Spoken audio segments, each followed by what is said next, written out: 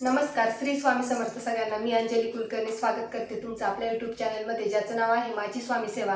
आता येणार आहे आपली गुरुपौर्णिमा, म्हणजेच 29 जुलै रोजी आपली गुरुपौर्णिमा आहे आणि सगळ्यांचाच आवडीचा दिवस आहे. त्या दिवशी आपल्याला जेवढ्या सेवा करता येतील तेवढ्या आपण करणारच आहोत.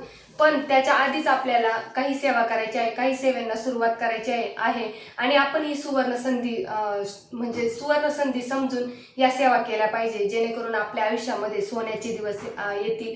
ही सेवा आपण करणार आहोतच, पण या सेवेने आपल्याला आर्थिक समस्या ज्या असतील किंवा कोणाला भरपूर प्रॉब्लेम असतात, लग्नाची समस्या आहे, परत घराची समस्या आहे, ज्या पण तुमच्या आयुष्यामध्ये अडचणी आहेत, समस्या आहेत, तर त्या या सेवेने नक्कीच तुमच्या दूर होणार आहेत.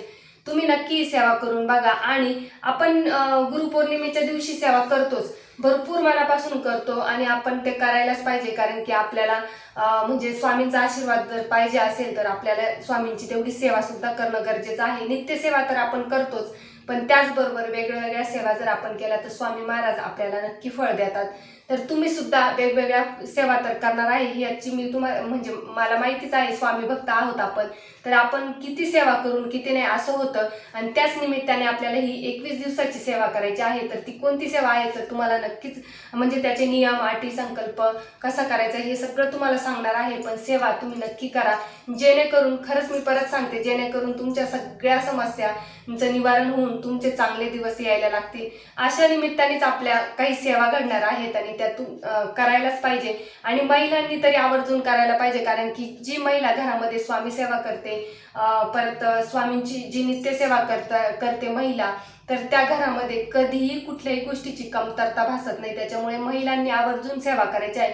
ठीक आहे, पुरुषांना नाही जमत, पुरुषांनी केलेली तर अतिउत्तम, पण ठीक आहे, कामाच्या धावपळीमध्ये पुरुषांना वेळ नसतो करायला.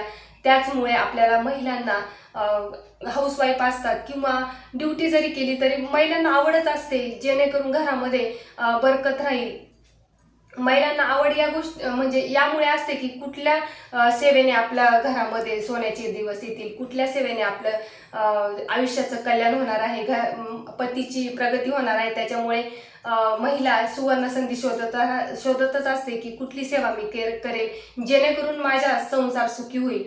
तर ह्या सेवा तुम्हाला करायच्या आहे आणि या सेवेचं फळ तुम्हाला नक्की मिळणार आहे. आणि सेवा करताना आपल्या केंद्रात सुद्धा सांगितलेलं आहे, जी पण सेवा कराल त्यावर विश्वास ठेवा, भाव ठेवा.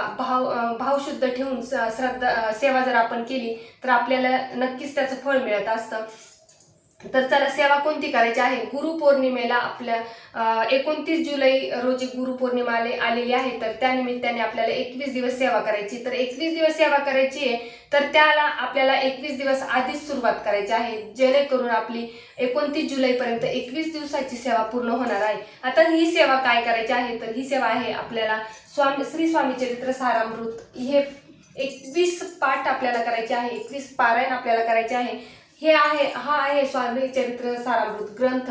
हा ग्रंथ तुम्हाला जवळपासच्या केंद्रामध्ये मिळून जाईल, स्वामी केंद्रामध्ये मिळेल, मठामध्ये मिळेल. अगदी कमी रेंज म्हणजे कमी रेंज आहे, प्राइस त्याची एकदम कमी आहे, किंमत त्याची कमी आहे, जे म्हणजे 33 रुपयाची आहे. तर एवढं महाग पण नाहीये आणि तुमच्या जवळपासच्या केंद्रामध्ये असेलच, तुमच्या गावामध्ये जवळपास केंद्र असेलच, तर तिथे हा जो ग्रंथ आहे इतका प्रभावी ग्रंथ आहे. आणि या ग्रंथानेच अनेक स्वामी भक्तांना अनुभव आलेला आहे आणि अनेक स्वामी भक्तांचं आयुष्य सोन्याचे झालेले आहेत फक्त ह्या एका ग्रंथामुळे. इतकं ही जी सेवा आहे म्हणजे पारायणाची, तर ती अगदी प्रभावी आहे. तर ही नक्की करून बघा. आणि तुम्हाला ही सेवा 21 दिवस करायची आहे, तर तुम्हाला 21 पाठ करायचे, 21 पारायण करायचे. तर 21 पाठ कसे करणार आहे, 21 पारायण तुम्हाला कसे करायचे आहे, तर तुम्ही ज्या दिवशी सुरुवात कराल तर त्या दिवसापासून तुम्हाला म्हणजे एकदा जर तुम्ही बसले सेवा करायला तर एका बैठकीत तुम्हाला 1 ते 21 अध्याय पठण करायचे आहे. आता अध्याय म्हणजे हा जो ग्रंथ आहे ना, तर त्याला इतकासा वेळ लागत नाही बरं का. 1 तासामध्ये तुम्ही कितीही नवीन असू द्या सेवा करताना तर 1 तासच लागतो, जास्त काही वेळ लागत नाही. तर तुम्हाला कशी करायची, काय करायची हे तुम्हाला सांगणारच आहे. आता हे तुम्हाला 21 पाठ करायचे आहे, म्हणजेच पारायण एका बसने 1 ते 21 अध्याय तुम्हाला पठण करायचे आहे. आणि त्याच्यानंतरच तुम्हाला 11 वेळेस तारक मंत्र म्हणायचा आहे आणि 11 वेळा श्री स्वामी समर्थ नामस्मरण करायचं आहे 11 माळी.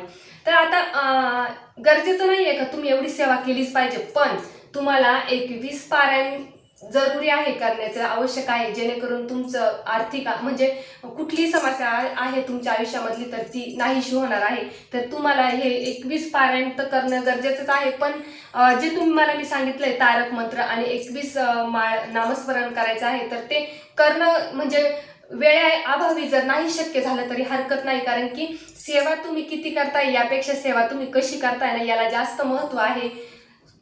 तुम्ही कितीही 11 माळे जप केला आणि तुमचं जर चित्त म्हणजे स्थिर नसलं ना तर त्या सेवेला काहीही उपयोग होणार नाही. पण जर तुम्ही 1 माळ जरी नामस्मरण केलं आणि अगदी मनापासून केलं ना तर ती सेवा 11 माळेपर्यंत पोहोचते. 11 माळी झाल्याचं फळ आपल्याला नक्की मिळतं. फक्त सेवा ही मनापासून केली पाहिजे.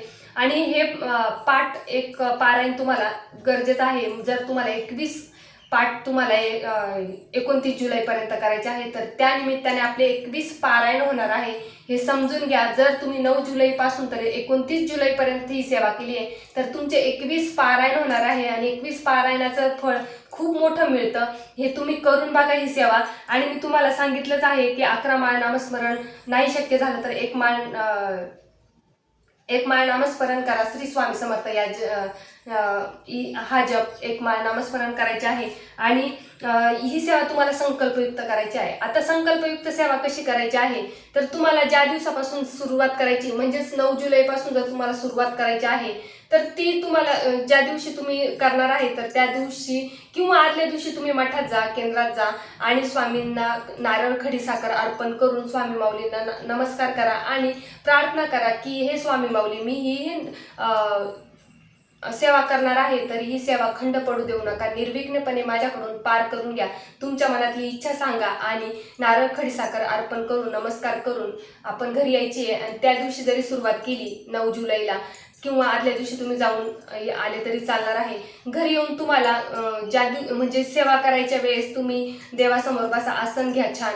आधी संकल्प करायचा आहे, तामण घ्यायचं आहे, शुद्ध पाणी घ्यायचं आहे. उजव्या हातामध्ये पाणी घेऊन तुम्हाला संकल्प करायचा आहे. संकल्प कसा करायचा, उजव्या हातामध्ये पाणी घेऊन हळद कुंकू अक्षदा आणि पुष्प घेऊन आपल्या मनातील इच्छा आणि आपलं गोत्र आपलं नाव उच्चार करायचं आहे. आता आपलं नाव गोत्र उच्चार करून मनातली इच्छा सांगायची आहे. गोत्र माहिती नसेल तर मी तुम्हाला सांगितलेच आहे, काश्यप या गोत्राचा उच्चार करायचा आहे. मनातील इच्छा सांगायची आहे. तुमच्या मनात जी पण काही इच्छा असेल तर ती सांगायची आहे. हातातलं पाणी तामणामध्ये सोडून द्यायचंय. परत 2 वेळेस स्वच्छ पाणी घ्यायचंय, ते पाणी परत तामणात सोडायचं आहे आणि स्वामी माऊलींना नमस्कार करायचे आहे की ही सेवा माझ्याकडून निर्विघ्नपणे पार पाडून घ्या. मनातली इच्छा तर तुम्ही सांगितलेलीच असेल. आणि आता हे पाणी काय करायचं ताई, तर हे पाणी तुम्ही झाडाला टाकू शकता. इकडे तिकडे न टाकता हे पाणी तुम्हाला झाडालाच टाकायचं आहे.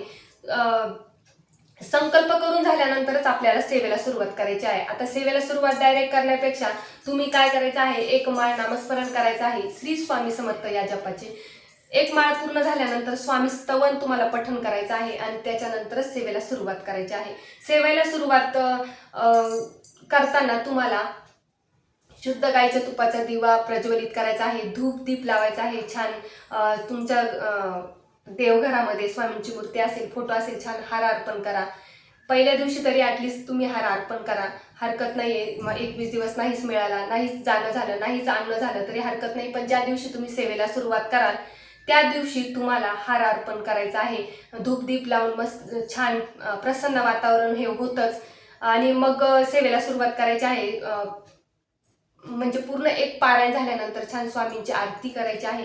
आधी गणपतीची आरती करायची, नंतर स्वामी माऊलींची आरती करायची आणि नैवेद्य दाखवायचं आहे. नैवेद्य तुम्ही काहीही दाखवू शकता. 21 दिवस तुम्ही काहीही दाखवू शकता. म्हणजे खडीसाखर, दूध, जी पण आपली परिस्थिती असेल, रोज आपण जो स्वयंपाक केला तो दाखवला तरी हरकत नाहीये.